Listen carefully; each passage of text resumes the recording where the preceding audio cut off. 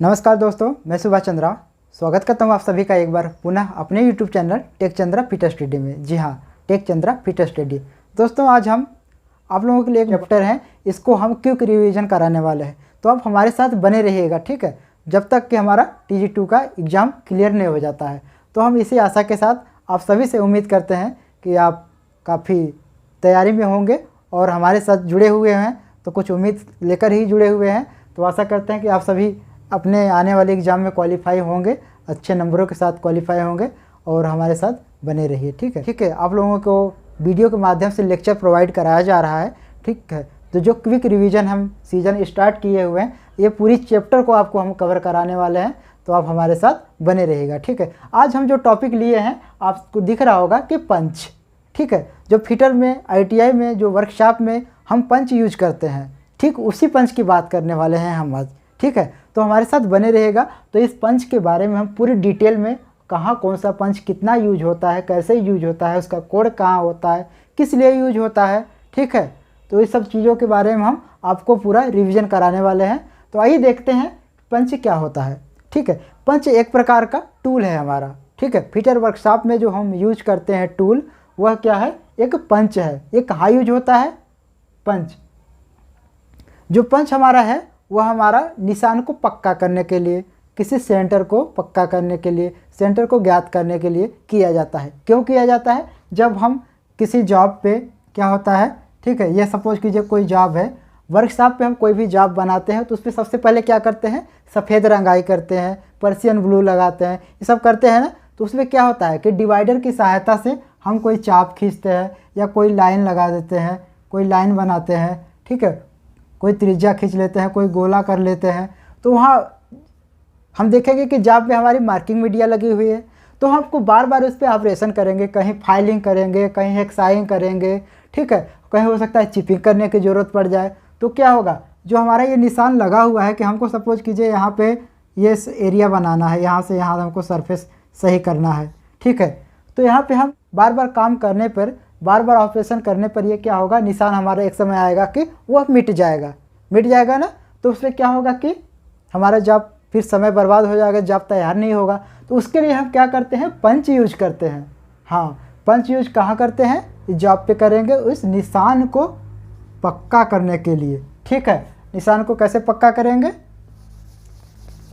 जैसे मान लीजिए हमारा ये कोई जॉब है, ठीक है, तो इस पर हमको यहाँ से यहाँ आधा आधा करना है। तब ये मार्किंग मीडिया हम डिवाइडर की सहायता से मान लीजिए यहाँ पे लाइन खींच दिए, ठीक। लाइन खींचने के बाद क्या हो जाएगा, हमारा पंच की सहायता से एक पंच लेंगे, एक हैमर लेंगे, यहाँ पे थोड़ी थोड़ी डॉट बिंदु लगा देंगे। जैसे एक यहाँ बिंदु लगा दिए, एक यहाँ बिंदु लगा दिए, एक यहाँ बिंदु लगा दिए, एक यहाँ बिंदु लगा दिए, ठीक है। तो यहाँ पे क्या हो गया, हम पे पंच का यूज कर रहे हैं। पंच यानी कि निशान को पक्का करने के लिए, विटनेस मार्क बनाने के लिए पंच का यूज कहाँ कर रहे हैं, निशान को पक्का करने के लिए, ठीक है, निशान को पक्का करने के लिए। या फिर कहीं होल हमें बनाना है, यहाँ पे सपोज कि इतना बड़ा होल करना है, तो अब होल करने के लिए क्या करेंगे, हम ड्रिलिंग ऑपरेशन करेंगे। तो ड्रिलिंग करने के लिए यहाँ पे ड्रिल से होल करेंगे। तो होल करने से पहले पंच की सहायता से हम वहाँ पे सेंटर ज्ञात करेंगे, ताकि वहाँ पे ड्रिल का नोक बैठ सके और ड्रिल होल कर सके, ठीक है। तो उसके लिए दूसरा हमारा क्या हो जाएगा, पंच का यूज सेंटर ज्ञात करने के लिए, है ना, सेंटर ज्ञात करने के लिए पहला, ये दूसरा हो गया, ठीक है। अब तीसरा यूज क्या करेंगे, तीसरा किसी त्रिज्या खींचने के लिए, ठीक है। तीसरा हमारा हो जाएगा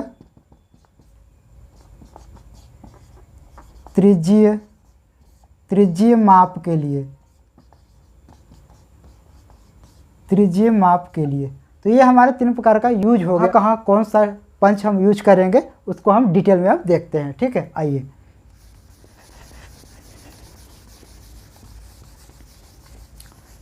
तो दोस्तों हमारा जो पंच है, ठीक है, यह सबसे पहले इसको जानते हैं कि मेटल, कौन से मेटल का बनता होता है। यह हाई कार्बन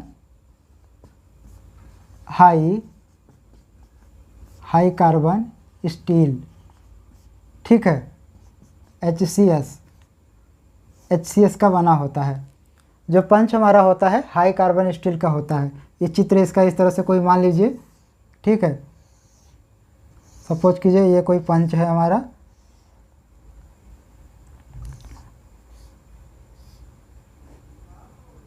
ये इसका हो जाएगा फेस, इसको हम बोलते हैं फेस, ऊपर ये हिस्सा को बोलते हैं फेस। ये बीच का जो हमारा ये वाला एरिया हो गया, ठीक है, यहाँ से यहाँ, ठीक है, ये हमारा कौन हो जाएगा एरिया, ये हो जाएगा पॉइंट, इसको बोलते हैं पॉइंट।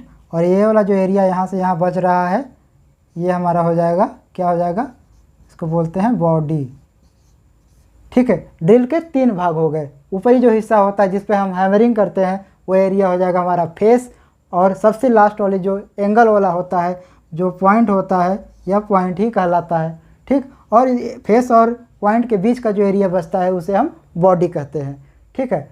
तो बॉडी जो होता है हमारा यहाँ पॉइंट और फेस के बीच का होता है, लेकिन जो पंच का पॉइंट होता है यहाँ से यहाँ एरिया को, इसको हम थोड़ा सा कठोर कर देते हैं क्योंकि हमको मेटल पे काम करना है, ठीक है। तो मेटल में काम करने के लिए हैमर से जब उसको यूज करें तो क्या होगा, उसके पॉइंट ख़राब होगा। तो पॉइंट को ख़राब होने से बचाने के लिए, इसको घिसने से बचाने के लिए, इसको टूटने से बचाने के लिए पॉइंट वाले एरिया को इसको क्या करते हैं, हार्ड एवं टेम्पर कर देते हैं, हार्ड एवं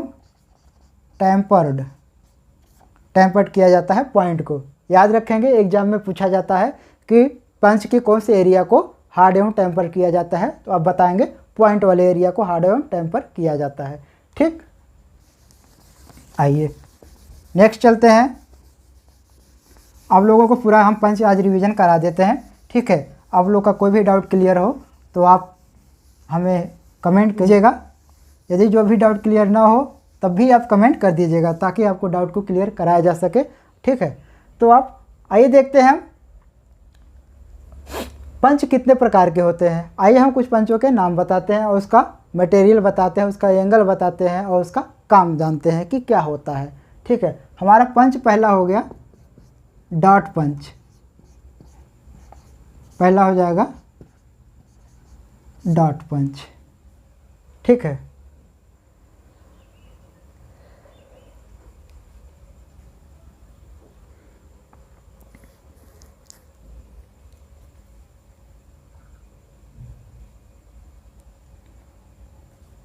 इस पंच के द्वारा हम क्या करते हैं, डॉट लगाते हैं। सपोज कीजिए कि ये कोई जॉब है, ठीक है। हमने अभी आपको बताया था ये पंच की सहायता से, ठीक है, यहाँ पे हम कोई डॉट लगाएंगे, यहाँ पे इस पंच की सहायता से, यानी कि डॉट पंच की सहायता से किसी वर्क पीस पे, जिस जॉब एरिया पे जहाँ पे हमें लाइनिंग बनानी होती है वहाँ पे डॉट लगाते हैं, ठीक है। इसलिए इसका नाम डॉट पंच रखा गया है, ठीक है। डॉट पंच यानी कि जो हम डॉट बनाते हैं वर्क पीस पे, जो बिंदु बनाते हैं, अस्थाई मार्किंग करते हैं, ठीक है, उसको हम बोलते हैं डॉट। और जिस पंच के द्वारा करते हैं वह डॉट पंच कहलाता है।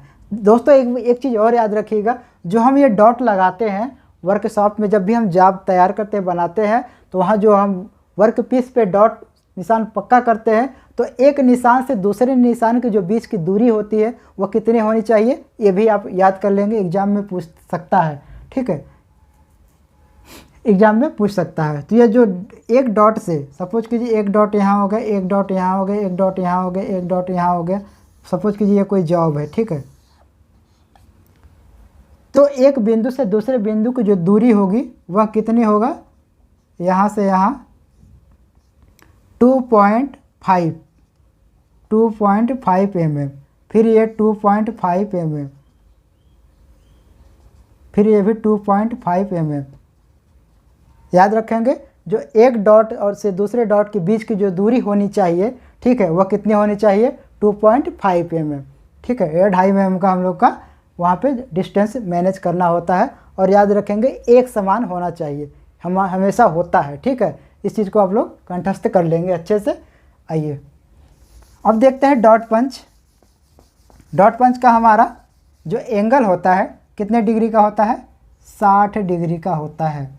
डॉट पंच का डॉट पंच का कितना डिग्री का कोण होगा, 60 डिग्री का कोण होता है। और इसका यूज कहाँ होता है, इसका प्रयोग कहाँ होता है, इसका प्रयोग कहाँ करेंगे, डॉट पंच का प्रयोग कहाँ करेंगे, निशान को पक्का करने के लिए, निशान को पक्का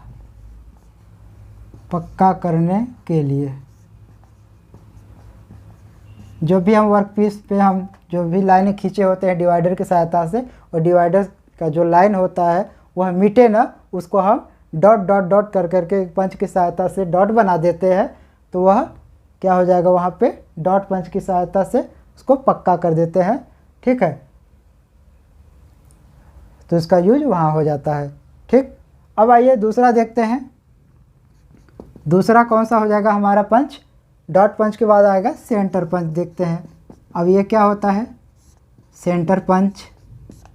सेंटर पंच 90 डिग्री का होता है। ठीक है, सेंटर पंच 90 डिग्री का होता है। का जो प्रयोग होगा सेंटर पंच का, वह कहाँ करेंगे, किसी गोल जाब की सेंटर ज्ञात करने के लिए, सेंटर लगाने के लिए। जब हमें ड्रिलिंग करना होता है तो वहाँ पे सेंटर ज्ञात किया जाता है। ठीक है, सेंटर ज्ञात क्या होता है कि इसका थोड़ा सा जो एंगल होता है, एंगल ज़्यादा होता है, इसकी वजह से हमारी ड्रिल की जो पॉइंट होता है वह आसानी से बैठ जाता है। ठीक है, तो सपोज कीजिए कि यहाँ पे होल करना है, ये कोई वर्क पीस है, तो होल करने के लिए हमको ये ड्रिल बैठाते हैं, इस पर कोई ड्रिल लगाते हैं।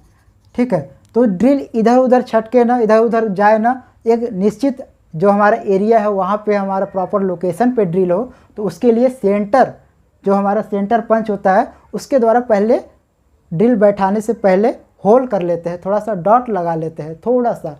ठीक है, तो वहाँ पे क्या हो जाएगा, यानी कि सेंटर पंच के लिए हम, यानी कि सेंटर पंच का उपयोग कहाँ करेंगे, सेंटर लगाने के लिए। ठीक है, याद इसको रखेंगे, जॉब पर सेंटर बनाने के लिए, जॉब पर सेंटर बनाने के लिए इसका उपयोग करते हैं। तीसरा हमारा हो जाएगा प्रिक पंच। आइए देखते हैं ये क्या होता है, प्रिक पंच। प्रिक पंच भी एक डॉट लगाया जाता है। ठीक है, ये उसी तरह यूज किया जाता है, डॉट पंच की भांति ही यूज किया जाता है, लेकिन जो प्रिक पंच होता है ये मुलायम धातुओं के लिए उपयोग किया जाता है। ठीक है, इसके कोण थोड़ा सा कम होता है इन सब की अपेक्षा। इसका कोण कितना होता है, 30 डिग्री का होता है। प्रिक पंच का जो कोण होता है 30 डिग्री का होता है। तो यह मुलायम धातुओं के लिए, निशान बनाने के लिए, विटनेस मार्क के लिए प्रयोग किया जाता है। ठीक है, इसका प्रयोग कहाँ हो जाएगा, मुलायम धातुओं के लिए, मुलायम धातुओं के लिए। ठीक है, प्रिक पंच का उपयोग कहाँ करेंगे, सेंटर ज्ञात करने के लिए या फिर निशान बनाने के लिए। वह कहाँ पे होगा, मुलायम धातुओं के लिए होगा। ठीक, इस चीज़ को याद रखेंगे। अगला देखते हैं दोस्तों, हमारा जो है चौथा कौन सा पिन हो जाएगा,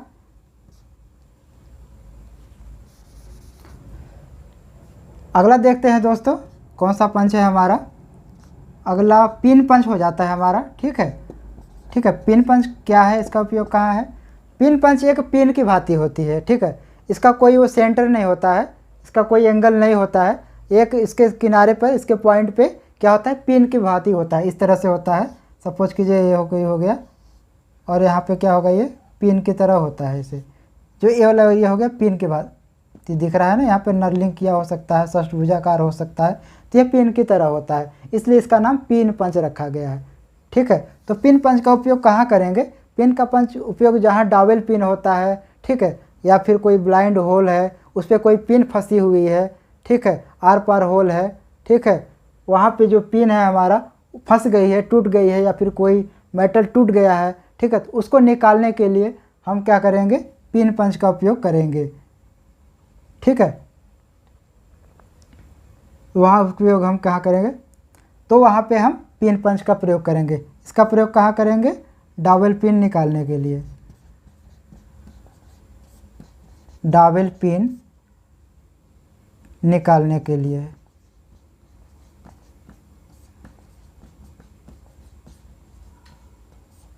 या टेपर पिन निकालने के लिए। टेपर पिन निकालने के लिए। ठीक है, पिन पंच का प्रयोग डबल पिन निकालने के लिए या फिर टेपर पिन जो फंसा होता है उसको निकालने के लिए पिन पंच का उपयोग करते हैं। अगला ये देखते हैं, अगला हमारा हो जाएगा पांचवा। कौन सा हमारा अगला हो जाएगा हमारा ड्रिफ्ट पंच। ड्रिफ्ट पंच का उपयोग कहाँ करेंगे? ड्रिफ्ट पंच इसका भी जो पॉइंट होता है षष्ठभुजाकार, चौकोर, वर्गाकार, ये सब हो सकता है। ठीक है, इसका भी कोई एंगल नहीं होता है। इसका प्रयोग ऐसे जो पतले सीट होते हैं, पतले चादर होते हैं, ठीक है, वहाँ पे जो होल बनाया जाता है। सपोज कीजिए ये कोई चादर हो गया लोहे मेटल की, ठीक है, यहाँ पे होल है, यहाँ पे होल है, हमने पहले किसी पंच के द्वारा होल कर दिया गया है। ठीक है, तो अब ये पंच छोटा था इसलिए छोटा होल हुआ, लेकिन अब इसके जो अलग के साइज हैं, ठीक है, अब इस साइज़ को बढ़ाना हो, ठीक है, अब इस साइज़ को हमें बढ़ाना हो तो इसका क्या करेंगे? ड्रिफ्ट पंच को यहाँ पे लगाएंगे हैमर के सहायता से, तो ये साइज़ इसका बड़ा हो जाएगा। ठीक है, इसके साइज़ अलग अलग होते हैं, ठीक है, मोटाई अलग अलग होता है, तो इसके लिए इसका यहाँ प्रयोग करने पे वो साइज़ उसका क्या होगा? बढ़ जाएगा। तो बढ़ने के बाद जो हमारा साइज़ बन जाएगा वो इतना बड़ा हो सकता है। ठीक है, तो ड्रिफ्ट पंच का उपयोग ऐसे जगह पे करेंगे जहाँ पे होल हुआ हो उसको बड़ा करने के लिए, या पहले किए गए होल को फिनिश करने के लिए सीट मेटल में किया जाता है। ठीक है, इसको याद रखेंगे।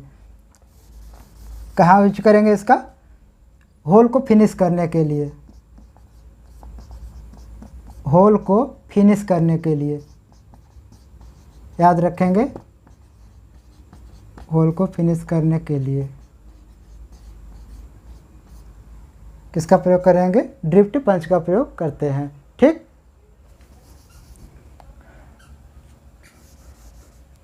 अब जो छठवां पंच है हमारा वो है बैल पंच।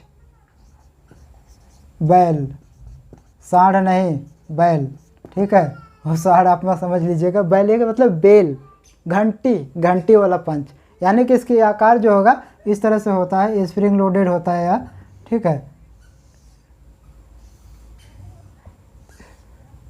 इस तरह से होता है यह पंच। सपोज कीजिए यहाँ पे कोई गोल जॉब है, ठीक है,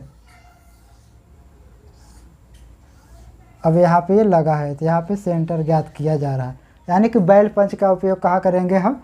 ये स्प्रिंग लोडेड होता है। जो बैल पंच होता है स्प्रिंग लोडेड होता है, इस पर हैमर मारने की आवश्यकता नहीं होता है, इसको ऊपर से ही पुश कर दिया जाता है।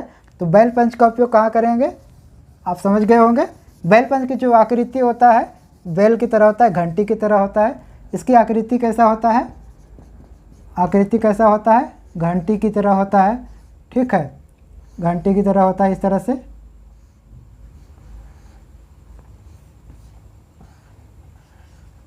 इस तरह से घंटी की तरह आकृति होता है इसका। ठीक है, और उपयोग कहाँ करता है इसका? बेलनाकार, इसका प्रयोग बेलनाकार, बेलनाकार जॉब की सेंटर ज्ञात करने के लिए, सेंटर ज्ञात करने के लिए। समझ गए? बैल पंच का उपयोग कहाँ करते हैं? बेलनाकार, ये जो है हमारा बेलनाकार जॉब, यहाँ पे जो इसका सेंटर ज्ञात करना होगा, यहाँ पे सेंटर ज्ञात करना होगा तो किनारे पे लगाएंगे, हाथ की सहायता से थोड़ा सा धक्का दे देंगे तो स्प्रिंग लोडेड होता ही है, तो तुरंत ये सेंटर आपको निकाल के दे देगा कि लो भाई यहाँ पे सेंटर है, आप यहाँ पे होल करो जितने mm का होल करना है। ठीक है, तो बेल पंच का बहुत ही आसानी से उपयोग हम सिंपल तरीके से कर सकते हैं गोल जॉब में। ठीक है, सेंटर ज्ञात करने के लिए। ठीक है, अब आइए अगला पंच देखते हैं क्या होता है दोस्तों।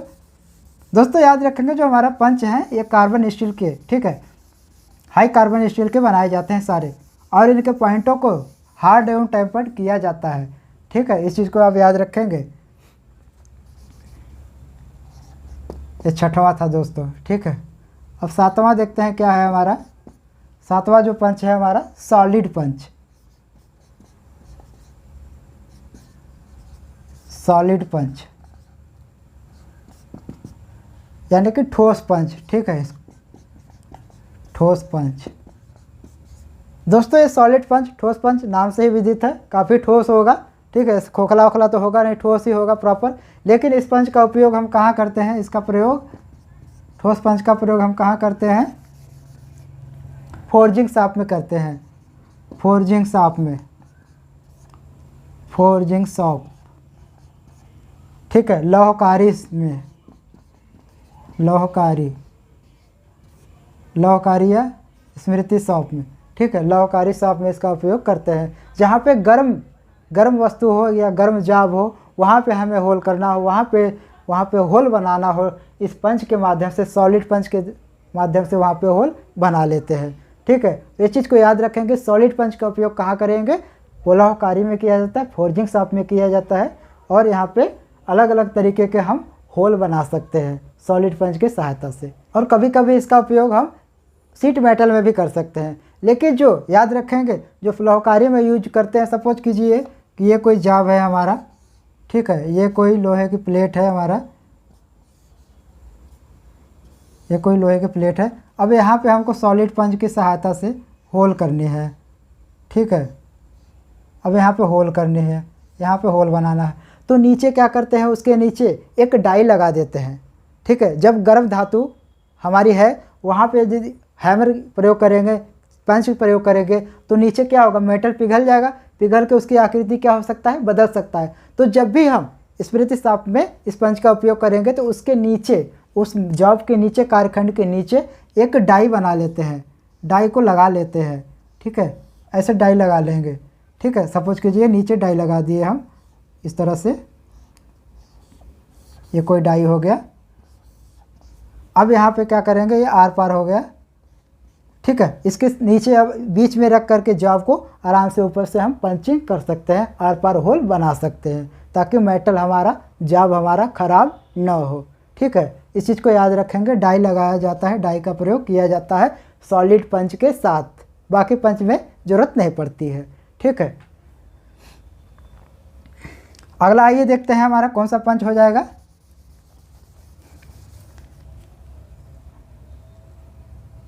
जो 8वां है हमारा,